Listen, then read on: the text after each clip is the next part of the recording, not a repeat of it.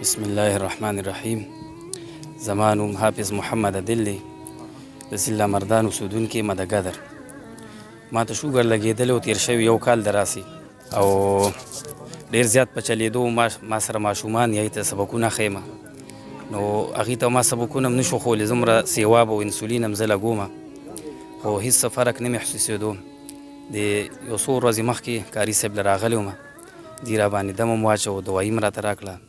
الحمدلله د 300 نه، د 350 نه، 450 نه، اوس 220، 150، 180 ته راغلی دی.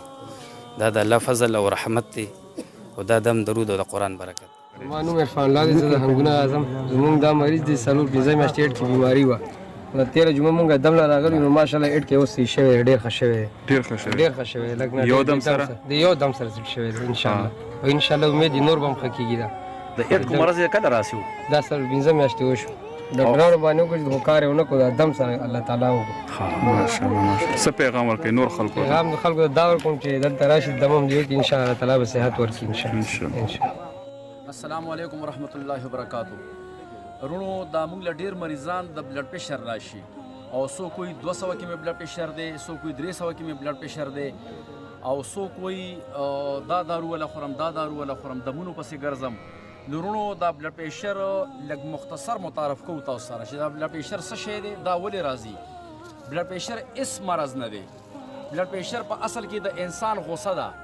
بلډ پریشر په اصل کې د انسان غوسه ده، دې خوا توجه کوئ.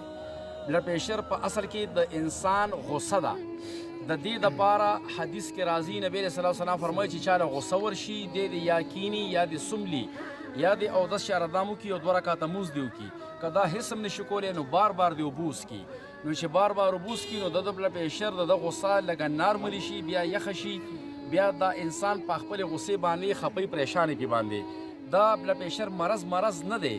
دې دپاره یو ښه علاج دا دی چې عامه طوره اناردانه، دا زنانې په کټوای کې اچي، دې ته علاج بالغذا وایي.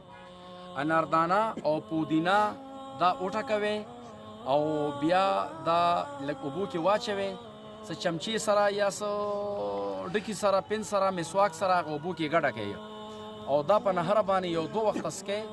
2 وخته نه، یو وخت وڅکئ انشاءالله تعالی. عامه پودینه ده او اناردانه ده، دا 2 شیزونه دي. وټکوئ، یو ګیلاس اوبو کې په نهره یو ټایم څکئ، انشاءالله تعالی چې بلډ پریشر به نه راځي.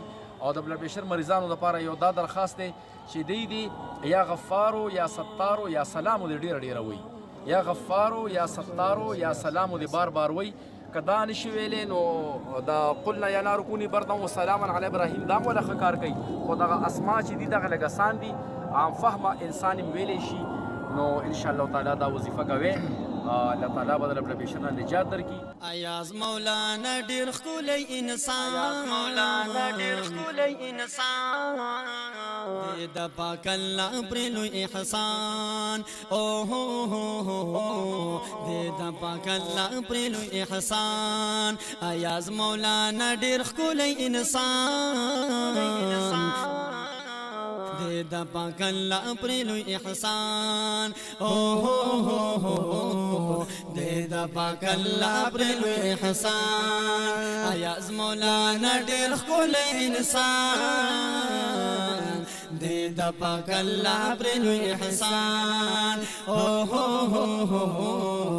دې د پاک الله پرې لوی احسان. ښکلي خدمتونه کړي، هر ځای کې دمونه کړي، خلق عزتونه کړي، ښکلي خدمتونه کړي، هر ځای کې دمونه کړي، خلق عزتونه کړي، ورېږي رحمتون پرې باران، دې د پاک الله پرې لوی احسان، دې د پاک الله